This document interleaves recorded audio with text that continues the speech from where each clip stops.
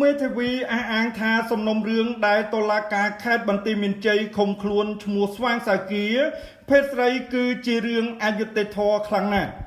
បាទបងប្អូនសួរថាឲ្យយុត្តិធម៌យ៉ាងម៉េចបើមនុស្ស2នាក់ចោទប្រកាន់ក្នុងបទល្មើសតែមួយរួចតុលាការដោះលែងម្នាក់ឲ្យនៅក្រៅឃុំទុកម្នាក់ក្នុងគុកហើយអ្នកដែលតុលាការដោះលែងនេះគឺជាអ្នកមានលុយហើយក៏ជាម្ចាស់រថយន្តដែលជាអ្នកដឹកជញ្ជូនពលករឆ្លងដែនទៅប្រទេសថៃទៀតផងចំណែកឈ្មោះស្វាងសៅគាដែលតុលាការបន្តឃុំខ្លួននេះគឺគាត់ជាអ្នករួមដំណើរនោះទេបាទនេះបើយោងទៅតាមការបញ្ជាក់ពីអាជ្ញាធរក៏ដូចជាក្រុមគ្រួសារគាត់ខណៈដែលស្ត្រីឈ្មោះស្វាងសៅគារួមនឹងប្តីនេះគឺបានធ្វើដំណើររួមជាមួយនឹងពលករប្រមាណជា9នាក់ទៀតបាទគឺក្នុងបំណងឆ្លងដែនទៅធ្វើជាពលករនៅប្រទេសថៃចៃដន្យពេលនោះក៏ត្រូវបានសមត្ថកិច្ចចាប់ខ្លួនទាំងអស់គ្នាទៅពេលចាប់ខ្លួនភ្លាមកាលពីដើមខែតុលាឆ្នាំ2025នោះសមត្ថកិច្ចក៏បានដោះលែងមនុស្ស9នាក់ហើយក៏បញ្ជូនខ្លួនមនុស្ស2នាក់មកកាន់តុលាការទី1គឺឈ្មោះយុនមឹងភេទប្រុសអាយុ42ឆ្នាំនេះគឺជាម្ចាស់រថយន្តនិងជាអ្នកដឹកជញ្ជូនពលករទៅប្រទេសថៃតែម្ដងខណៈដែលឈ្មោះស្វាងសៅគានេះគឺជាអ្នករួមដំណើរពីក្រោយនោះទេក៏ប៉ុន្តែត្រូវបានតុលាការចោទប្រកាន់ពីបទការនាំយកចេញដោយមិនស្របច្បាប់សម្រាប់ឆ្លងដែនភាសាសាមញ្ញគឺចោទគាត់ពីបទមេខ្យល់នាំពលករទៅធ្វើការនៅប្រទេសថៃបាទនិយាយនេះមិនមែនកាន់ជើងខាងណានោះទេក៏ប៉ុន្តែតុលាការចោទប្រកាន់មនុស្ស2នាក់ក្នុងបទល្មើសតែមួយស្រាប់តែដោះលែងម្នាក់ឲ្យនៅក្រៅឃុំហើយបន្តឃុំខ្លួនមនុស្សម្នាក់ខណៈដែលមេធាវីដាក់ពាក្យសុំធានានៅក្រៅឃុំហើយក៏តុលាការមិនឯកភាពឲ្យនៅក្រៅឃុំដែរបាទក្នុងរឿងនេះនៅពេលដែលមេធាវីកូពីសំណុំរឿងមកពិនិត្យឃើញថាកូនក្តីរបស់ខ្លួនគឺរងនៅភាពអយុត្តិធម៌ខ្លាំងណាស់ព័ត៌មាននេះរាយការណ៍លម្អិតដោយលោកកែវរដ្ឋាតុលាការខេត្តបន្ទាយមានជ័យបានបដិសេធមិនឲ្យឈ្មោះស្វាងសៅគាភេទស្រីនៅក្រៅឃុំខណៈឈ្មោះយុនមឹងភេទប្រុសអាយុ42ឆ្នាំជាម្ចាស់រថយន្តដឹកពលករទៅថៃបែរជាតុលាការដោះលែងឲ្យនៅក្រៅឃុំទៅវិញពលគឺជនត្រូវចោទទាំង2នាក់នេះត្រូវបានចោទប្រកាន់ក្នុងបទល្មើសតែមួយចាប់ខ្លួនជាមួយគ្នាកាលពីថ្ងៃទី6ខែតុលាឆ្នាំ2025ពីបទការនាំចេញដោយមិនស្របច្បាប់សម្រាប់ឆ្លងដែនដែលបានប្រព្រឹត្តនៅឃុំទួលបង្រស្រុកម៉ាឡៃខេត្តបន្ទាយមានជ័យកាលពីថ្ងៃទី5ខែតុលាឆ្នាំ2025តែតិនរឿងនេះលោកម៉ាក់ប៊ុនថឹងជាមេធាវីការពារក្តីឲ្យឈ្មោះស្វាងសៅគាបានអះអាងប្រាប់ដើមរាំងឲ្យដឹងថា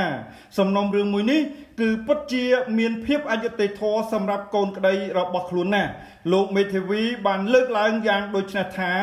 នៅក្នុងសំណុំរឿងព្រហ្មទណ្ឌនេះខ្ញុំបានដាក់ពាក្យការពារនិងសុំថតសំណុំរឿងតាមនីតិវិធីរួចហើយដោយឡែកខ្ញុំបាទក៏បានដាក់ពាក្យសុំឲ្យកូនក្តីនៅក្រៅឃុំជាបណ្ដោះអាសន្នផងដែរហើយសាលាដំបងខេត្តបន្ទាយមានជ័យបានជំនុំជម្រះមុខអង្គសេចក្តីលើពាក្យស្នើសុំរបស់ខ្ញុំបាទ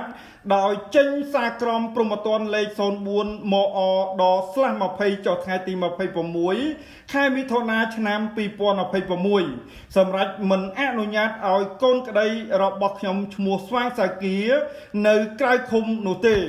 លោកមេធាវីបន្តថាខ្លួនក៏បានដាក់ពាក្យបណ្ដឹងអូតូ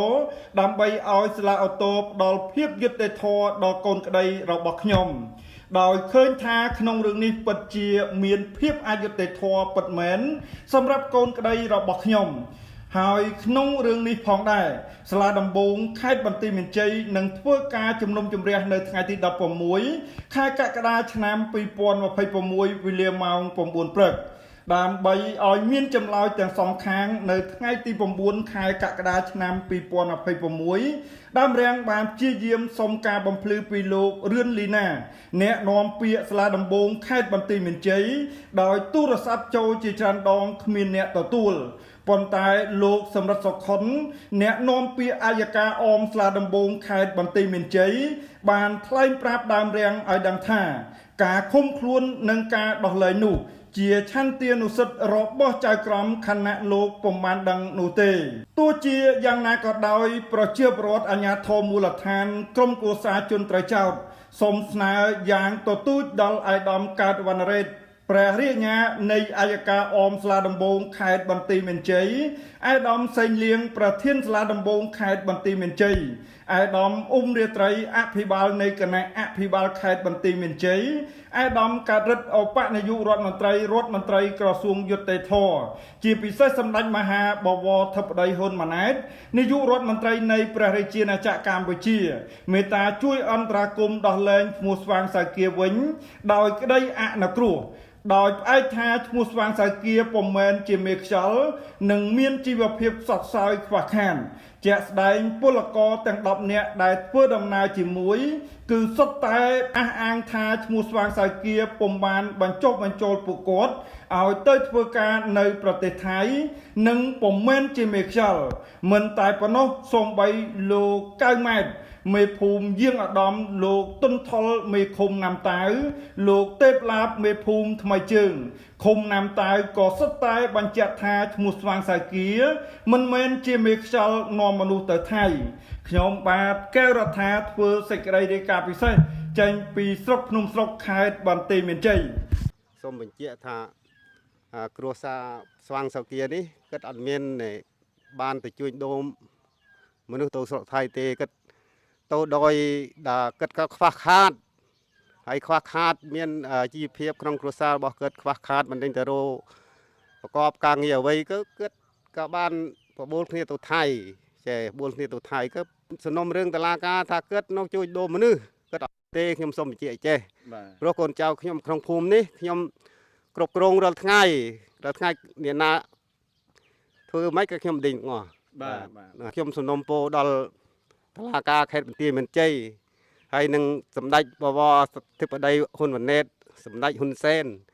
ហើយជួយដោះលែងស្វាងសៅគានេះគឺប្រជាជនស្លូតត្រង់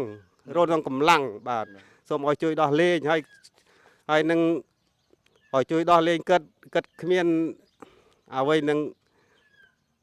ចិញ្ចឹមកូនទេគាត់ដោយសារថាគាត់ក្រដល់អាយុគាត់ទៅដាក់ពន្ធនាគារចុះដល់គ្រួសារគាត់នេះមានអ្វីនឹងនេះទេដេញស្រាប់ហើយដូចផ្ទះគាត់នេះមិនមានទីលំនៅជ្រកអីដោយសារតែគាត់ក្រនេះឯងបានគាត់ស្វះស្វែងរកគាត់អត់មានរបរបាទក្រុមហ៊ុនតាធីផាត Ltd មានជំនាញក្នុងការផ្គត់ផ្គង់ឧបករណ៍ស្ថានីយអគ្គិសនីត្រង់ហ្វូតង់ខ្យងកម្រិតមធ្យមទទួលសាងសង់ដំឡើងអគ្គិសនីឧស្សាហកម្មនិងដំឡើងប្រព័ន្ធថាមពលព្រះអាទិត្យគ្រប់កម្រិតតាធីផាត Ltd គុណភាពខ្ពស់សុវត្ថិភាពលេខទូរស័ព្ទមាននៅលើអេក្រង់សិប្បកម្មផលិតតែហ៊ូស្រស់គោវាងផ្សំដោយសណ្តែកសៀងដែលបានសម្រិតសម្រាំងយ៉ាងហ្មត់ចត់ធានាបាននៅភាពស្រស់និងរសជាតិធម្មជាតិរូបមន្តផ្សំនិងបច្ចេកទេសពីប្រទេសសង្ហបុរីតែហ៊ូស្រស់គោវាងត្រជាក់ស្រស់និងផ្អែមទន់គ្រប់ពេលវេលាមានទទួលបោះដុំនិងលក់រាយទូទាំង25រាជធានីខេត្តលេខទូរស័ព្ទមាននៅលើអេក្រង់